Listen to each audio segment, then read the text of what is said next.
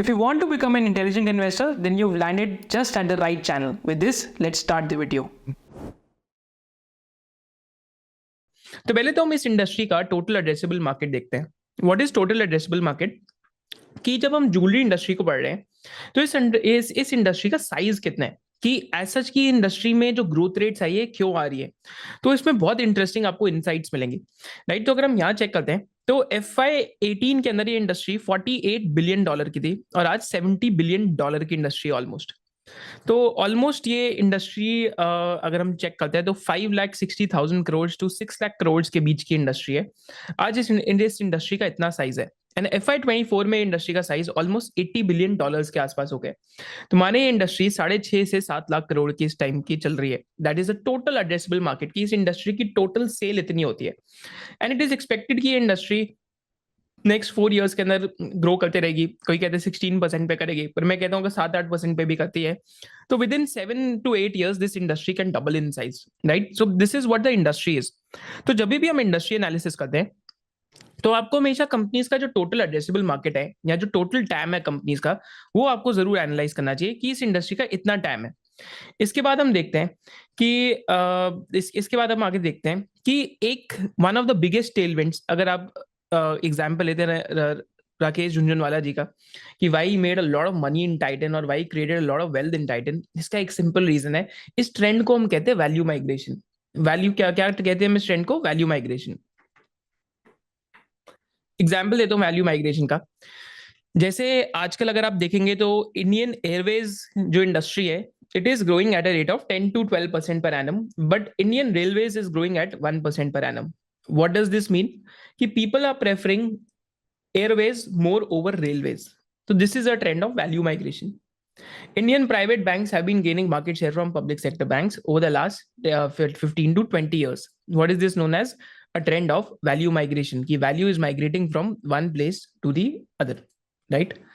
Similarly, when we discuss this particular industry, जहाँ पे हम ज्वेलरी इंडस्ट्री की बात करते हैं, तो over here what is happening is that जो अनऑर्गेनाइज्ड प्लेयर्स है, they have been losing market share to the organised players. और इसके मल्टीपल रीजंस है जिसके पीछे हम डीप डाइव करेंगे कि why is this particularly happening.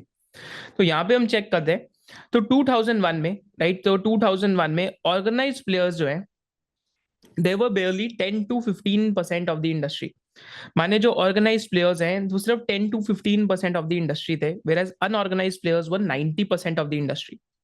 What has happened today? Fast forward कि FY22 के अंदर 33 to 38% is organized players, whereas 62 to 67% is still unorganized players. जैसे बहुत सारे मॉम एंड पॉप जूलर्स हैं, बहुत सारे आसपास आपका जो नेबरहुड है उसमें भी जूलर्स हैं, एंड काफी सारे जूलर्स अभी भी अनऑर्गेनाइज्ड है, right. So this gives you an example कि post the implementation of GST, hallmarking, gold metal loans, ये सारी चीजें हम डिस्कस करेंगे। The unorganized players का जो मार्केट शेयर है that has started falling versus the organized players. तो ऑर्गेनाइज प्लेयर्स में कैसी कंपनीज आती हैं? तनिष्क का एग्जांपल आता है, मालाबार का एग्जांपल आता है, कल्याण का एग्जांपल आता है, सेनको का एग्जांपल आता है, थंगा माइल का एग्जांपल आता है, and there are multiple there are multiple more jewellers as well. But this is a trend that has been accelerating. FY26 तक expected है कि unorganized players will be 53 to 58% of the industry, whereas organized will become 42 to 47%. And I won't be surprised by the end of FY30 क्या आएगा कि this will be the share of organized players and this will be the share of unorganized players. If you ask me, the jewelry industry is one of the biggest beneficiary of all the formalization of economy because here the unorganized players का mix has been falling at a rapid pace. इस वजह से आप देखेंगे चाहे वो कल्याण, Thanga mile, सेनको या फिर टाइटन या तनिष्क को, तो आप देखेंगे कि यहाँ पे double digit like sales growth आना is not a difficult task, primarily because of this trend of value migration that has been happening. If you understood this, just drop a alias in the comment section below and make sure that you've smashed the like button because this will help us to do more and more live videos with you. Right? Awesome, folks. तो काफी लोगों को समझ तो आया at least. Great. Now over here. Just over here. Yeah. तो यहाँ पे हम चेक करते हैं कि जो daily wear light jewellery versus fashion jewellery है, तो basically like this is an interesting trend कि gold demand by jewellery type क्या है. राइट. तो अगर हम gold demand by jewellery type देखते हैं, so just over here you will see कि जो ब्राइडल ज्वेलरी है, यहाँ जो आपकी जो आपकी ज्वेलरी वेडिंग के अंदर यूज होती है, that is 50 to 55% of the entire mix.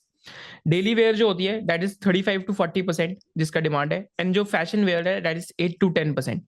But as a percentage for different jewellery, this is the basically gold demand. तो this is what also leads to seasonality. अब देखेंगे जो शादी के सीजन होते हैं, शादी के सीजन में स्पेसिफिकली जो Q3 होता है कंपनीज का, तो Q3 के अंदर कंपनीज की जो जैसे जो क्वार्टर अक्टूबर नवंबर दिसंबर का होता है, दैट इज अ सीजन जब हम कहते हैं कि बहुत शादियों का साया है, राइट. जो बहुत सारी वेडिंग्स होती है सीजन में, so that is typically the strongest quarter for a lot of these companies.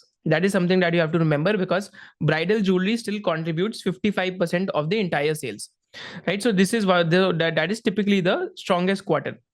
Then इसके बाद अगर हम example लेते हैं, right? तो why is organized industry gaining market share? Simply because of 2-3 reasons. First is increasing demand for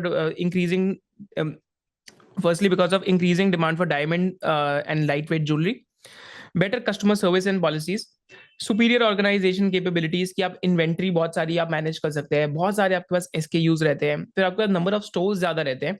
and finally because of regulatory changes, implementation of GST, compulsory hallmarking of gold jewellery, and anti money laundering versus and stricter regime on cash payments. This is why organized players have been gaining market share. So one of the more reasons why they are gaining market share is because of hallmarking. तो hallmarking क्या है कि जो bureau of Indian standards है, उनका लोगो होना चाहिए आजकल ज्वेलरी पे. तो it tells you about the purity of the gold. And जो ज्वेलर होता है उसका आइडेंटिफिकेशन मार्क भी होता है, एंड ईयर ऑफ हॉलमार्किंग भी होती है.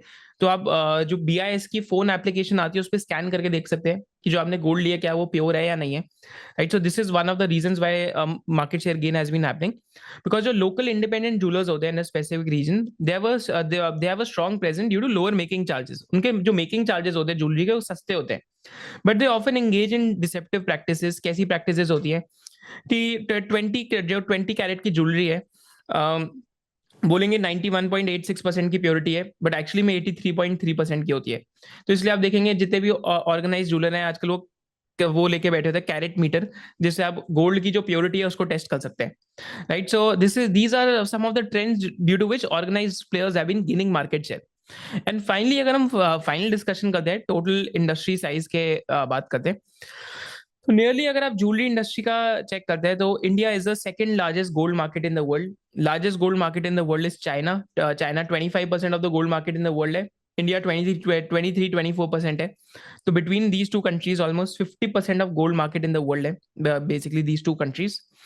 एंड अपार्ट फ्रॉम दिस, अगर इंडियन मार्केट के अंदर आप basically breakup of jewellery and और बार्स एंड कॉइन्स देखते हैं, तो jewellery is somewhere close to, अगर आप चेक करते हैं तो jewellery is still as a percentage is basically lesser than जो गोल्ड बार्स एंड कॉइन्स आते हैं, right. And 70% share of gold jewellery out of total gold demand, right.